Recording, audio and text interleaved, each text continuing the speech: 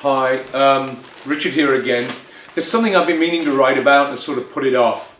But I was reminded about it last week in the San Francisco Chronicle has this headline, Latinos set to pass whites in numbers. That's in the state of California. They're to become the largest single race or ethnic group, it says. And it reminded me of a couple of years ago when I was in England and this woman was complaining about Somali immigrants. They were undermining the society. She couldn't get this benefit because they're all getting them and they get a guaranteed job and all of this stuff. So I went to the CIA fact book page, and if you've ever been to it, it's a useful resource. And the population of Somalis in England Britain is next to nothing, you know, and they're probably one of the most exploited groups. So she thinks this way because this is the subtle and not so subtle the way the media, the mass media, encourages to think in terms of race and nationalism and racial identity.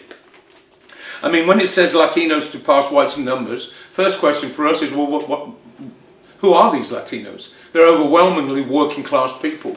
They're our people, working class people. That's the biggest and most important common thing between us. And here, especially here in this part of the world, not just the US, but the Bay Area, they really undermine the question of class and overwhelmingly try to get us to think, and the liberals and a lot of left liberals go along with it because they pander to it in an unhealthy way to get us to think of ourselves in terms of our racial identity, our national identity, our sexual identity, and all these things. Not that those things have no place, but this is how they try to encourage us to think. And of course, they want me to associate with Donald Trump. They want a Latino to associate or to think about being like Carlos Slim or a Latino businessman. Or this is how they try to undermine class here. And I remember a researcher I knew up at Cal who said that when he went to Europe and he noticed that he told me that they tended to focus a lot more when they did these sort of studies on economic and social economic issues, because obviously I have more in common with a black worker or a Latino worker than I do with Donald Trump, basically a pimp. Never does no work. I have nothing in common with this guy except we look the same shade pale of skin, perhaps.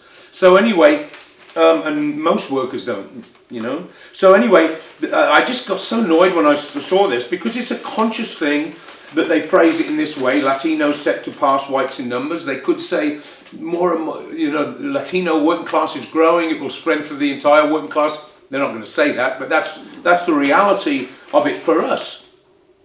And they say how they're going to make up 39% of California's population, edging out they're going to edge us out, the non-Hispanic whites at 38.8%. And 25 years ago, those figures were 50% to 26% in favor of the whites that they're now trying to edge out.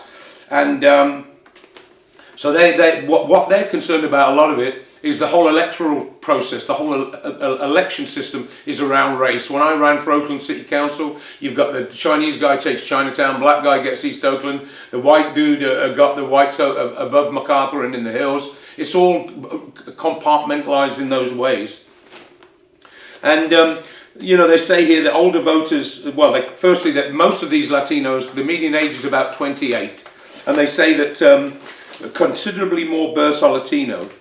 The median age at 28 shows many are in their childbearing years, which will drive future growth among the group. Oh my God, they're going to breed like rabbits. So the whole orientation of this article is to get white people to feel afraid.